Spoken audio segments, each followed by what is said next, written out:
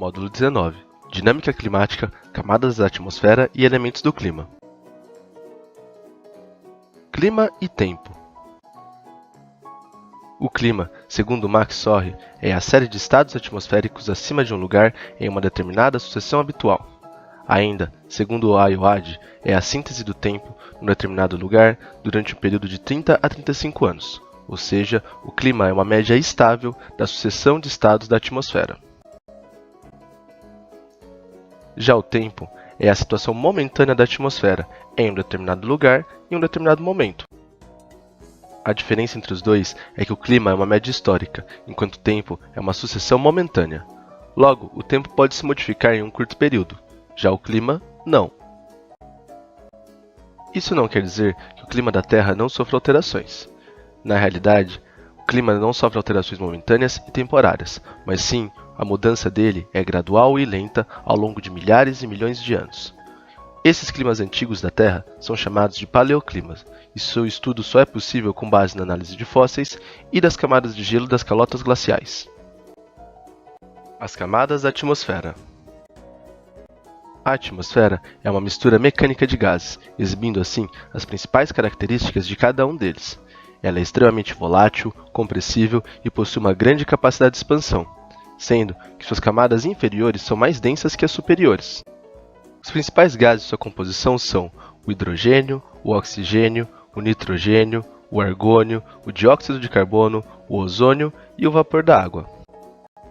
A atmosfera pode ainda ser dividida em várias camadas, tendo uma espessura variável de acordo com o lugar, oscilando entre 800 e 1000 km verticalmente. A primeira camada da atmosfera é a troposfera, que é a mais próxima da superfície. É nela que ocorrem os principais fenômenos meteorológicos gerados pela energia da radiação solar, como as chuvas, a neve, os furacões, os raios, o granizo e os tornados. Ela possui cerca de 75% do total de gases da atmosfera e quase a totalidade do vapor d'água e de aerossóis, e é limitada pela tropopausa. Logo acima da troposfera se encontra a estratosfera, que é onde se forma a maior parte do ozônio atmosférico, importante para compor a camada de ozônio. A camada de ozônio é importante porque ela filtra grande parte dos raios ultravioletas, impedindo-os de atingir a superfície terrestre. No entanto, em baixas altitudes, o ozônio pode ser prejudicial para a saúde humana. As demais camadas da atmosfera são a mesosfera, a termosfera e a exosfera, sendo que a camada inferior da termosfera pode também ser chamada de ionosfera e considerada à parte. Fatores climáticos. Os fatores climáticos são aqueles que influenciam nas características do clima, sendo que o primeiro deles e preponderante é a latitude, que influi na quantidade de insolação que uma determinada área recebe. Sendo assim, podemos dividir o globo em várias áreas térmicas. As regiões de baixa latitude, próximas ao Equador e entre os trópicos, têm uma maior incidência de raios solares, porque o Sol incide perpendicularmente nessas áreas. Consequentemente, é uma região mais quente. Já as regiões de altas latitudes, entre os trópicos e os polos, recebem uma menor incidência de raios solares, que só atingem essas áreas de maneira oblíqua. Por isso, são mais frias conforme se aproximam dos polos. Outro importante fator climático é o relevo. Em média, a temperatura do ar diminui 0,6 graus Celsius a cada 100 metros de altitude. Isso pode variar também de acordo com a umidade do ar. Além disso, a forma do relevo pode facilitar ou dificultar a penetração de massas de ar quentes, frias, secas e úmidas, o que também pode afetar o clima de uma região. Outros importantes fatores climáticos são a maritimidade e a continentalidade.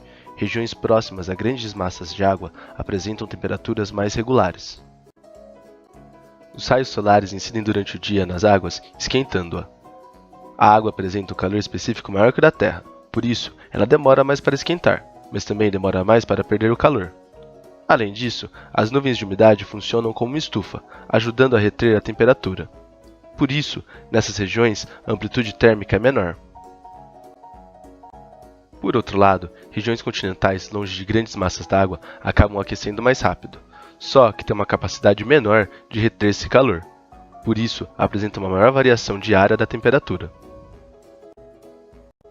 Existe ainda o efeito das brisas e das correntes marítimas, que contribuem para amenizar a temperatura em regiões litorâneas, diminuindo assim a sua variação.